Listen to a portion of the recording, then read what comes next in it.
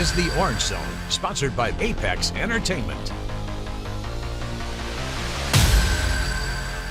Hi, everybody. Welcome in to another edition of the Orange Zone podcast. That's Ashley Wenskoski. I'm Samantha Croston, and we are joined today by a very special guest. It is Dan Conley. He was a former Syracuse football player and linebacker. He owns the school record for the most tackles by a freshman. He was also an assistant coach full-time from 2008 to 2011. So thank you so much for coming to our set today. We really appreciate having you here. My pleasure. Great to be here. I think, may as well just start, just to get it off our chest, since this has been some of the big news recently, is the five-star commit that Syracuse football got, Calvin Russell. I mean, can you believe that? I heard about it like 3 or 4 days ago, maybe when it just popped. I'm part of the Syracuse Football Club, and those guys are texting guys, So as soon as something happens online, I get a text from it. So I heard about it a couple of days ago and got a chance to watch his film and watch your broadcast last night. And again, watch his highlight films. He reminds me of the player for the Detroit Lions. I can't remember his name, but they called him Megatron, a 6'6" guy he's quick and long, so he's got long strides, but he's got really quick feet. And I think his best quality might be his hands. He's got great hands. He catches balls down by his waist without even looking at them. And for a 6'6" guy, he runs great routes. I think the five-star commitment is really emblematic of the shift that Fran has made, right, in under 2 years here, reeling in a top 5 wide receiver in the country. How can you say that in recruiting, Fran Brown has really impressed some alumni guys like yourself? Yeah, it's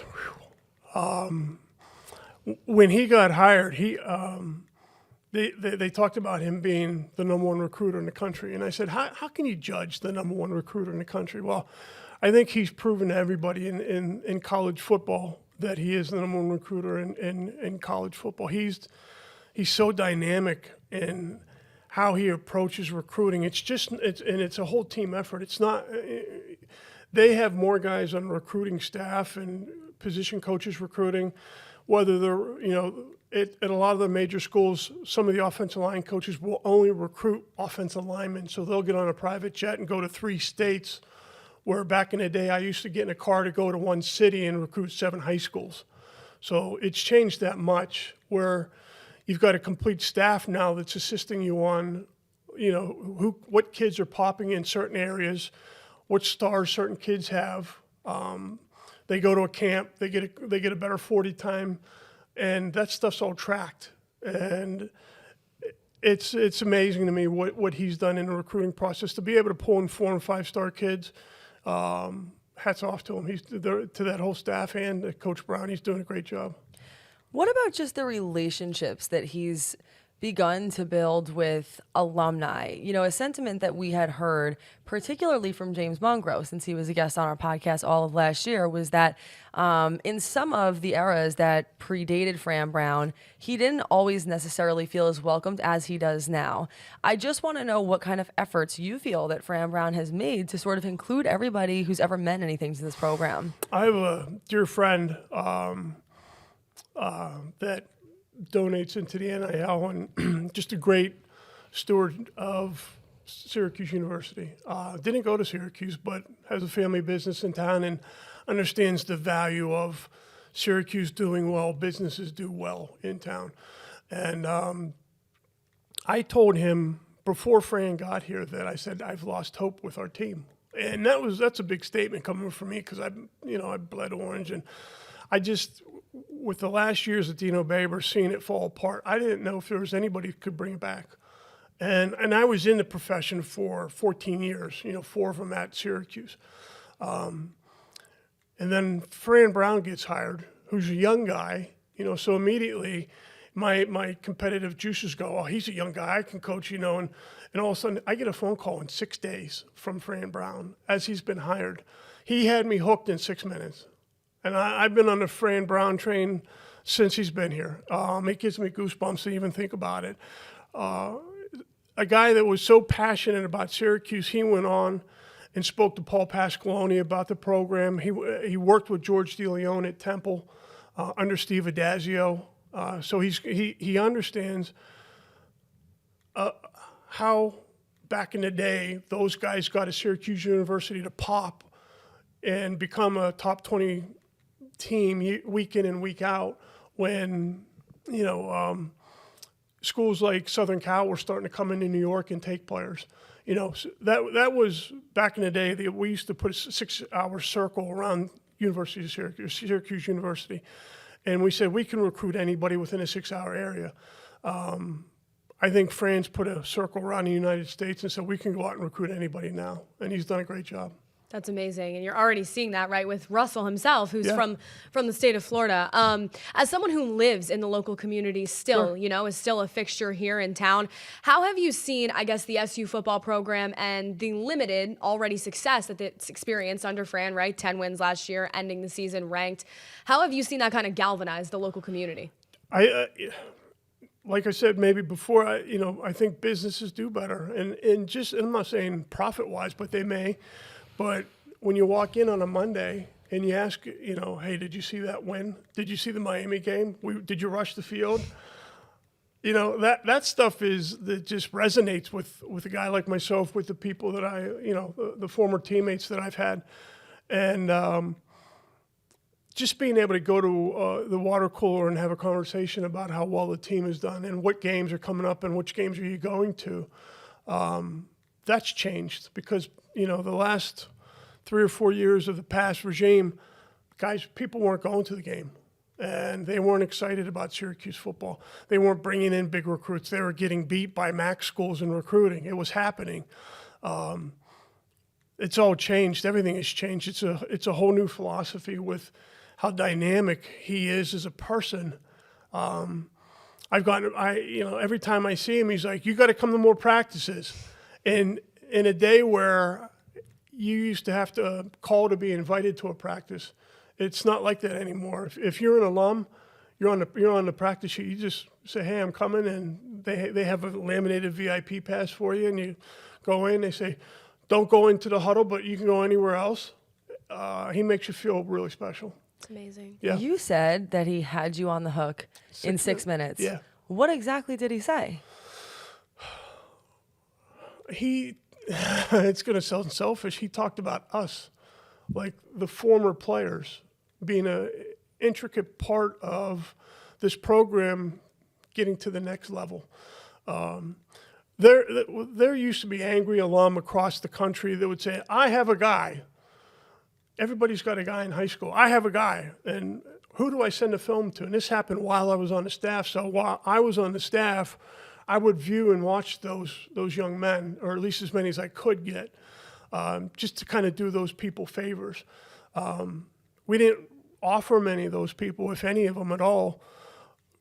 It's not like that with Fran. Fran's like, you have to have a guy. You've got to know of somebody that we don't know of. So find that guy, find that diamond in the rough and send it to us. We'll evaluate it within the next couple of days and get right back to you at it. That made a lot of guys feel special, like their input mattered again. Feeling a part of the program is about as special of a feeling outside of family as you can have. And he's brought us back into the program. And he did that and very quickly. And he, to me, Paul Pasqualoni and George DeLeon were two great men in my life that both came from Syracuse. They're father figures to me. And, with Coach Fran working with George DeLeon down at Temple, and I think at Baylor as well, when he started talking about Paul Pasqualoni and George DeLeon, I went, wow, this guy may get the old Syracuse, what we used to be like, and not what it was the past 8 years. Because being judged on those past 8 years, I don't know how many people would want to come to Syracuse and coach. But now one of the best things I hear is he wants to stay. He wants to stay here and coach at Syracuse and understands the love. And the biggest challenge we have right now is helping him fund the NIL. I mean, it's the number one goal that we as a society in Syracuse can help him with. We can really help him show up, donate a couple bucks, and get on board that way. And he's going to be able to bring some more 4- and 5-star guys in. Sort of last questions here for you, and then we'll wrap up. Obviously, he had such success in his first season, right? Was able to really make Syracuse football a national name again with the Miami win and the rank at the end of the year. It's going to be an adjustment in his second season, right? A much harder schedule, no more Kyle McCord. How do you see him kind of adjusting as a head coach? I don't want to pick already of who I think is going to play quarterback, but I think you saw that in spring ball, how they adjusted and went out and got the young man from Notre Dame. I don't know if I'm not sure. I don't get into, we're not that far into it where we get to hear about what they're doing with recruiting and such, other than bringing the young men on campus. But now you have a true competition, whereas at one point you may have had the young man from LSU penciled in as your starting quarterback now. And I have friends that are Notre Dame fans and alum that were upset that that guy, the quarterback from Notre Dame, did transfer. So they thought he was better than the freshman or sophomore that's going to be starting at Notre Dame this year. So I watched him in the bowl game, and I thought, why did you take the kid out? He's slinging the ball around. He's doing really well, and he's a game manager, and he's got a little bit of swag to him. So I'm really excited that we have that battle now, quarterback. I guess, the last question I would have for you is, you mentioned that there was a time where you thought that nobody could revive the Syracuse football program and bring them back to where it once was. If Fran Brown is able to do that, if we're able to look back a decade, into the future and see that that is what he has done, that he has accomplished all the things that he said he set out to do, why would that matter to you? You know the silly thing when people say you bleed orange? It's something I think about every day. Being an Orangeman, back in the day, on that picture, I'm a graduate assistant, and James Mungro's there. James is one of my best friends. And that stuff all still matters to me. So there was a point where I hung all my Syracuse stuff up in the basement, and it looked awesome. But nobody came down into the basement except my kids. And so it didn't have a ton of traffic. And at one point, I realized that this basement was for the kids, not for my stuff. So I took all my stuff, and I've got it in a corner in my bedroom, and I look at it every day. But I hung up all the posters of my kids so that they can see themselves. Players, athletes, they want to see themselves on TV. They want to hear themselves talk on the radio. They want exposure. And selfishly, I still want to feel like I'm a part of the program. It hurt. It really hurt, like depression, in some kind of way when your team's not doing well and you don't feel invited. It's like a double whammy. So now not only you feel like invited, but you're truly a part of it. When he's reaching out to guys like myself and saying, who do you know in the area? You go watch a lot of high school games. You got to have one guy that you like. He saw my son catch a football pass at CNS, and he was at the game last year. He goes, your boy can play. Bring him to camp. I'm like, he's not playing college football. Although he may want to play football, I don't know. But he was young. He was a sophomore last year. So he's just he's got an eye for talent. He can. You hear on the interviews how much the people surrounding the players talk about Fran Brown in such a highlight. We're blessed to have a guy like Fran run our football program.